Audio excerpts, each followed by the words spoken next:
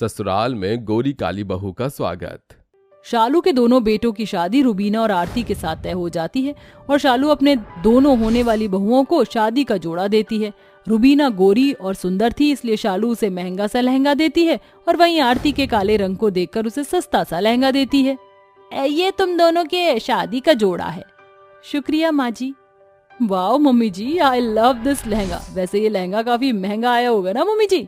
अरे तेरी सुंदरता के आगे ये लाखों का लहंगा भी फीका है। अब मैं चलती हूँ, शादी की बहुत सी तैयारियां बाकी हैं। दोनों ही घरों में शादी की तैयारी चलती है, जिसके बाद आरती और रुबीना की शादी अमन और रोहन से हो जाती है और दोनों बहू बनकर ससुराल आ जाती हैं, जहाँ शालू अपनी काली बहू को नजरअंदाज करके अपनी गोरी बहू का स्वागत करती है। आजा मेरी गोरी बहू, इस कलश को गिराकर गृह प्रवेश कर। रुबीना गृह प्रवेश करके अंदर आती है, तभी उसकी ननद नैना कहती है, 1 मिनट रुकिए रुबीना भाभी, मैं अभी आई। नैना फटाफट से दरवाजे से लेकर कमरे तक फर्श पर गुलाब के फूल बिछाकर कहती है, अब आइए मेरी प्यारी भाभी, मैं नहीं चाहती कि मेरी प्यारी सी भाभी को अपने पैर जमीन पर रखने पड़े। हो थैंक यू सो मच मेरी प्यारी ननद। जहाँ एक तरफ शालू और नैना गोरी बहू का ससुराल में ग्रैंड स्वागत करके उसका गृह प्रवेश गुलाब के फूलों के साथ करते हैं, तो वहीं काली बहू का स्वागत कोई भी नहीं करता, जो कि अमन को बहुत बुरा लगता है। मैं अच्छी तरह से जानता हूँ कि माँ ने ये जानबूझकर किया है। अमन ऐसा नहीं है, भीड़ भाड़ में माँ जी भूल गई होंगी। आरती तुम ठहरो, मैं अभी आया। इसके बाद अमन आरती का गृह प्रवेश कराता है। इसके बाद नैना और शालू गौरी के कमरे को अच्छी तरह से सजाती हैं, वहीं काली बहू के कमरे को यूं ही फीका छोड़ देती हैं। मुझे माफ कर देना आरती, मैं जानता हूँ एक लड़की जब शादी करके अपने ससुराल आती है तो उसकी आंखों में कितने सारे सपने होते हैं। अमन, रिश्ते की डोर बहुत ही कच्ची होती है, ज्यादा खींचातानी करके वो डोर टूट जाती है। हमें अपनों को थोड़ा वक्त देना होगा। अगले दिन आरती जल्दी सुबह उठकर साफ सफाई करके पूजा करती है और अपनी सास के पैर छूती है। प्रणाम माँ जी। हाँ ठीक है। अरे जल्दी उठकर पूजा पाठ करके तू क्या साबित करना चाहती है? पहले तो मेरे बेटे को मुझसे छीन लिया, अब खड़ी खड़ी मेरा मुंह क्या देख रही है? जाकर खाना बना। काली बहू आंखों में आंसू लिए किचन में आकर गर्मी में खाना बनाती है, तो वहीं रुबीना सुबह के 10 बजे तक एसी की ठंडी हवा में ठाठ से सोती है और देर से रेडी होकर मेज पर आकर बैठ जाती है। गुड मॉर्निंग मम्मी जी। गुड मॉर्निंग बहू। मम्मी जी आप मुझे बता दीजिए पहली रसोई में क्या बनाना है? अरे बहू तू गर्मी में किचन में काम करेगी तो तेरा गोरा रंग ढल जाएगा, उस काली कलूटी को मैं झक मारने के लिए थोड़ी लाई हूँ। आरती सभी को पहली रसोई में बनाया खाना परोसती है, मगर शालू जानबूझकर अपनी काली बहू को चिढ़ाने के लिए अपनी गोरी बहू को शगुन में हीरो का हार देती है। ये ले मेरी प्यारी बहू, तेरा शगुन, diamond necklace. Thank you so much mummy ji, मैं कब से इसे पहनना चाहती थी। थोड़ी ही देर में शालू अपनी दोनों बहू को अपने पास बुलाकर कहती है, रुबीना बहू थोड़ी देर में मुंह दिखाई है, तू ये ड्रेस पहनना और तू मेरी काली बहू ये पकड़, ये पहन लेना, और हाँ अपने इस काले थोबड़े पर मेकअप कर लेना। थोड़ी देर में दोनों काली गोरी बहुएं तैयार हो जाती हैं। माँ रुबीना भाभी कितनी सुंदर लग रही हैं, पर पता नहीं क्यों मुझे तो जलने की बू आ रही है। अरे नैना जाकर जल्दी से सूखी लाल मिर्च लेकर आ, मैं अपनी गोरी बहू की नजर उतार दूं, क्या पता कहीं ये नजर बट्टू जलन के मारे मेरी चांद सी सुंदर बहू को नजर लगा दे। शालू मिर्च से रुबीना की नजर उतार देती है और दोनों बहू की मुंह दिखाई होती है। अरे शालू तेरी रुबीना बहू तो एकदम चांद सी है। अरे मगर दूसरी बहू तो मुंबई की अंधेरी गली जैसी है। क्यों शालू, बहू तो एकदम गिन चुन कर लाई है। सभी औरतें आरती का मजाक बनाकर चली जाती हैं, जिसके बाद शालू आरती को उसके काले रंग के लिए बहुत कोसती है। पड़ गई तेरे कलेजे को ठंडक, लोगों के सामने हमारा तमाशा बना के। माँ जी इसमें मेरी क्या गलती है जो भगवान ने मुझे काला बनाकर भेजा है? देख लो मम्मी, मैडम कैसे टिसुए बहा रही हैं। काले रंग के कारण आरती की जिंदगी अपने ससुराल में एक नौकर से बढ़कर थी। वहीं शालू और नैना रुबीना को सराखों पर बिठा कर रखते थे। एक दिन नैना रुबीना से उसकी ड्रेस मांगती है। रुबीना भाभी मुझे ना आपकी वो ब्लू वाली गाउन चाहिए थी, आज मेरी सहेली निशु का बर्थडे है। मगर मैं तुम्हें अपनी ड्रेस क्यों दूं? मेरी सारी ड्रेस बहुत ही महंगी है और उसे खरीदना और पहनना तुम्हारी औकात से बाहर है। रुबीना की ये बात नैना को बहुत खलती और वो रोते हुए अपने कमरे में चली जाती है। तभी एक दिन, मम्मी जी मुझे 50,000 रुपए चाहिए। मगर बहू आखिर इतने पैसों का तू क्या करेगी? और तू तो देख ही रही है कि घर भी कितनी मुश्किल से चल रहा है। मम्मी जी मुझे इससे कोई मतलब नहीं, मुझे अठन्नी चवन्नी के पीछे सर खपाने की आदत नहीं है। मुझे तो हमेशा से खुलकर खर्च करने की आदत रही है, वो मैं नहीं छोड़ सकती। रुबीना ऐसा बोल ही रही होती है, तभी रोहन वहां आ जाता है। अच्छा हुआ रोहन जो तुम भी आ गए। मैं अब तुम्हारी माँ और बहन के साथ किश्तों में जिंदगी नहीं काट सकती। अब तुम्हें सिर्फ मेरा बनकर रहना होगा। ये सुनकर शालू रोते हुए रुबीना से कहती है, रुबीना बहू, मेरे पास जो भी था मैंने सब कुछ तुझे दे दिया। अब मुझसे मेरा बेटा मत छीन। रोहन, तुम्हें अभी फैसला लेना होगा, राइट नाउ। घर को टूटता देखकर आरती कहती है, रुबीना ऐसा मत करो। घर तोड़कर किसका भला हुआ है। खुश रहने के लिए पैसा जरूरी नहीं बल्कि परिवार जरूरी है। माँ जी ने शुरू से लेकर अब तक तुम्हारी हर छोटी बड़ी खुशियों का ख्याल रखा है, तुम्हारे लिए कितना कुछ किया। क्या तुम वो सब कुछ भूल गई? मुझे तुम्हारी ये फालतू बातें नहीं सुननी है। ऐसा कहते हुए अचानक रुबीना को चक्कर आ जाता है और वो बेहोश हो जाती है। तभी डॉक्टर घर आता है और बताता है, मुबारक हो, वो माँ बनने वाली है। अपनी माँ बनने की बात पता चलने के बाद रुबीना बहुत खुश होती है। तो वहीं आरती कहती है, रुबीना सोचो, भगवान ना करे मगर अगर तुमसे कोई तुम्हारा बच्चा छीन ले जाए तो क्या होगा। ये सुनकर रुबीना की आंखों में आंसू भर आते हैं, जिसे देखकर आरती कहती है, जिस बच्चे ने अभी इस दुनिया में जन्म भी नहीं लिया, उस बच्चे से अलग होने के एहसास से ही तुम्हारी आंखों में आंसू आ गए। फिर जिस बेटे ने अपनी माँ के साथ इतने साल बिताए, तुम उस माँ से उसका बेटा अलग करने जा रही थी। जाने अनजाने में मैं ये क्या करने जा रही थी। मम्मी जी मुझे माफ कर दीजिए। मैं रोहन को आपसे दूर नहीं करूंगी, वो मुझसे पहले आपके हैं। आरती के कारण शालू का घर परिवार बिखरने से बच जाता है, जिसके बाद वो हाथ जोड़कर कहती है, आरती बहू, आज तेरे कारण मेरा घर टूटने से बच गया। मैंने शुरू से लेकर अब तक तेरे साथ बहुत फर्क किया, तुझे तेरे काले रंग के लिए कोसती रही। मुझे माफ कर दे।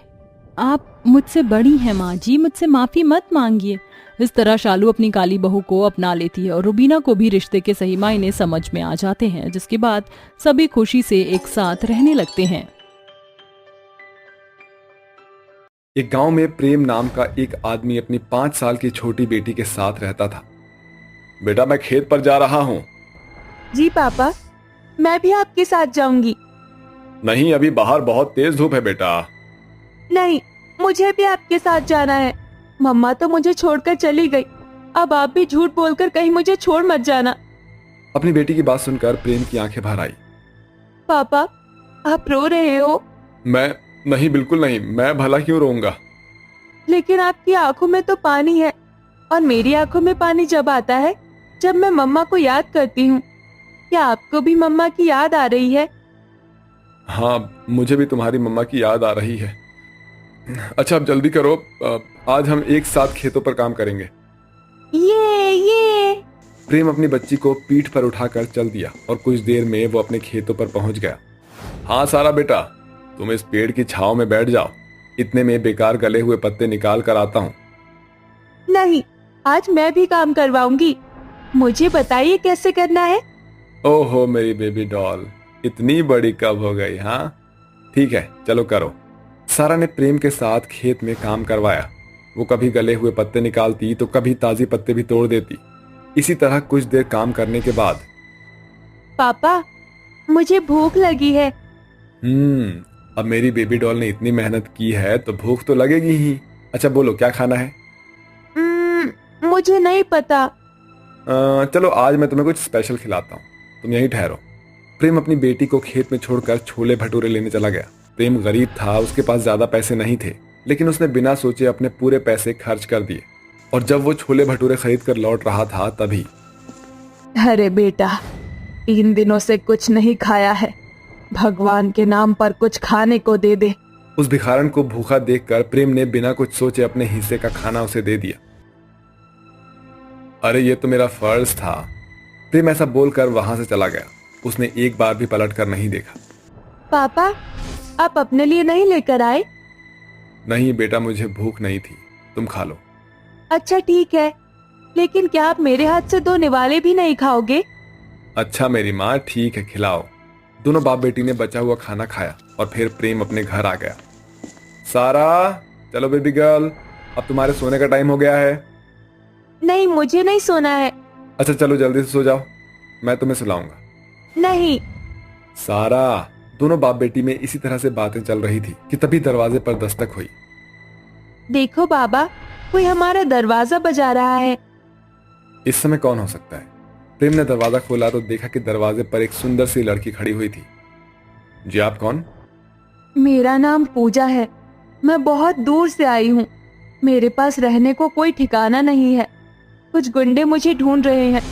प्लीज, क्या आप मुझे कुछ दिन यहाँ रहने की इजाजत दे सकते हो? प्रेम उसे देखकर सोचने लगा, लेकिन वो एक नर्म दिल इंसान था, इसलिए उसने उस लड़की को अपने घर में रहने की इजाजत दे दी। आपका बहुत बहुत शुक्रिया। तो अब आप अंदर आ जाइए, बाहर बहुत गर्मी है। पूजा घर के अंदर आ गई। जैसे ही उसने अपने कदम प्रेम के घर में बढ़ाए, तभी उसके घर में रखे मुरझाए हुए फूलों के पौधे में फूल खिल गए और अचानक ही घर में एक अजीब सी रोशनी और सुकून सा छा गया, जो दिखाई तो नहीं दे रहा था लेकिन उसे महसूस किया जा सकता था। अगली सुबह पूजा जल्दी उठ गई और उसने प्रेम और सारा के लिए बहुत ही स्वादिष्ट कढ़ी चावल बनाया। अरे वाह, क्या ये तुमने बनाए हैं? जी। पापा, ये क्या है? बेटा, ये कढ़ी चावल है। यहाँ आओ, मैं तुम्हें खिलाता हूँ। आप रहने दीजिए, सारा को मैं खिला दूंगी, आप खा लीजिए। हाँ, मुझे दीदी के हाथों से ही खाना है। ओहो, दीदी के आते ही पापा को भूल गई। सभी हंसने लगे। प्रेम ने जैसे ही कढ़ी चावल को चखा तो वो कुछ बोल ही नहीं पाया। कैसे लगे? वाह, क्या स्वाद है, सब कुछ एकदम परफेक्ट, मजा आ गया। आपका शुक्रिया। वो मुझे आपसे कुछ पूछना था। बोलो, घबराओ मत। प्रेम जी, मैं सोच रही थी कि क्यों ना मैं इन कढ़ी चावलों को बना बना कर बेचना शुरू कर दूं। इससे आपको भी थोड़ा सहारा लग जाएगा और जितने दिन भी मैं आपके साथ रहूंगी, मैं भी सुकून से रह सकूंगी। प्रेम ने कुछ देर सोचकर उसे ऐसा करने की इजाजत दे दी। ठीक है, अगर तुम दिल से ऐसा करना चाहती हो तो कर सकती हो। पूजा बहुत खुश हुई और प्रेम जब अपने खेतों पर चला गया तो उसने बेचने के लिए कढ़ी चावल बना लिए और अपने घर के बाहर एक भगोना रखकर उन्हें बेचने लगी। कुछ ही देर में वहां ग्राहक भी आने शुरू हो गए। तुम कौन हो बहन? पहले तो तुम्हें कभी यहाँ नहीं देखा। जी, मैं यहाँ पर नई आई हूँ। जो भी हो, हमें तो तुम अपने हाथों के कढ़ी चावल खिलाओ।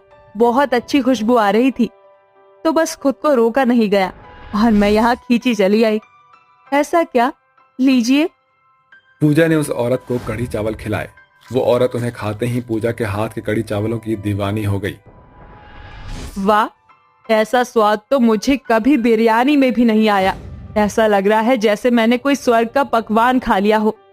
ये लो बहन, तुम्हारे चमत्कारी कढ़ी चावलों के पैसे। शुक्रिया।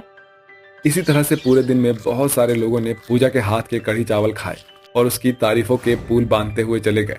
शाम को पूजा ने सारे पैसे प्रेम को दे दिए।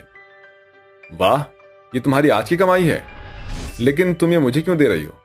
रख लीजिए। मैं इस घर में रह रही हूँ तो मेरा भी फर्ज बनता है कि मैं भी आपको कुछ दूं। कैसी बात कर रही हो? कृपया ले लीजिए, मेरी खुशी के लिए। प्रेम कुछ नहीं बोल पाया और उसने पूजा के दिए हुए पैसों को अपने पास रख लिया। इसी तरह से दिन बीत रहे थे और अब पूजा का छोटा सा काम बहुत बड़ा हो चुका था। पूरे गांव में उसके कढ़ी चावलों के चर्चे थे कि एक दिन, पूजा, मैं खेत पर जा रहा हूँ। ठीक है, मैं भी अपने कढ़ी चावल बना लेती हूँ। सारा अपने स्कूल में थी। प्रेम के काम पे जाते ही पूजा ने अपना रूप बदल लिया और वो एक बहुत ही सुंदर सी देवी में बदल गई और कढ़ी चावल बनाने लगी कि तभी, अरे नहीं, मैं तो सारी खाद तो घर पर ही भूल आया। वापस जाना पड़ेगा लगता है। प्रेम वापस घर आ गया और एक देवी को अपने घर में कढ़ी चावल बनाते हुए देखकर वो हैरान हो गया। माँ, देवी माँ, ये आप हो? अरे नहीं, तुमने मुझे देख लिया। आप यहाँ साक्षात मुझे अपने दर्शन कराने आई हो? दरअसल मैं बहुत पहले ही तुम्हारी परीक्षा के लिए आई थी। तुम्हें याद है वो भिखारन जिसे तुमने खाना दिया था? वो कोई और नहीं, मैं ही थी। तुमने मेरी मदद की थी तो मैं भी तुम्हारी मदद के लिए आई थी। देवी की बात सुनकर प्रेम को सब कुछ याद आ गया। लेकिन अब मेरी असलियत तुम्हारे सामने आ गई है, तो अब मुझे जाना होगा। ज्यादा कुछ तो नहीं, लेकिन मैं तुम्हें कमाई का जरिया देकर जा रही हूँ और अब तुम्हारे ऊपर है कि तुम इसे कैसे इस्तेमाल करोगे। ऐसा बोलकर वो देवी वहां से गायब हो गई। प्रेम ने तभी से अपने उस ढाबे में कढ़ी चावलों के साथ अलग अलग पकवान बनाना भी शुरू कर दिया और कुछ ही दिनों में उसका काम चल निकला। अरे प्रेम भैया, जरा अपने हाथ की हाफ प्लेट चाउमीन तो खिलाओ। हाफ प्लेट से क्या होगा अंकल, फुल प्लेट लो। सही कहा, तुम्हारे पापा की हाथ की तो फुल प्लेट भी कम पड़ जाती है। अब प्रेम का छोटा सा ढाबा एक बड़े से रेस्टोरेंट में बदल गया था प्रेम की मेहनत, अच्छाई और ईमानदारी ने सब कुछ बदल दिया था और अब सब कुछ पूरी तरह से ठीक हो चुका था।